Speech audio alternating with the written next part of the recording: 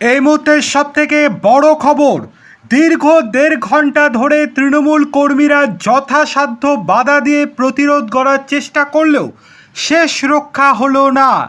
ক্যামাক স্ট্রিটে অভিষেক বন্দ্যোপাধ্যায়ের অফিসের ছাদ থেকে তৃণমূল কংগ্রেসের সেই বিতর্কিত বিলবোর্ড বা ব্যানারটি খুলে ফেলল কলকাতা পুলিশ। হাতুড়ি দিয়ে বিলবোর্ডের বাড় ভেঙে দেওয়া হয়। সঙ্গে ছিলেন কেএমসি আধিকারিকরাও।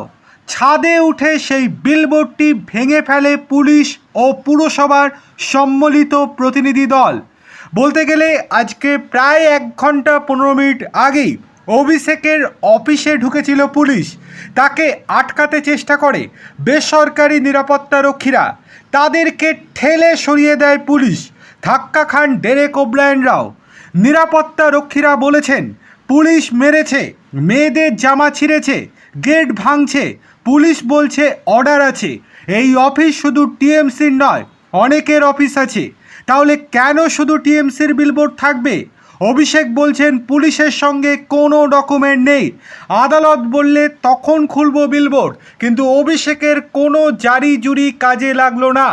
একের পর এক অভিযোগ করে গিয়েছেন অভিষেক বন্দ্যোপাধ্যায়, কিন্তু তারপরেও কোনো রকমভাবেই আটকাতে পারলেন না অভিষেক বন্দ্যোপাধ্যায়।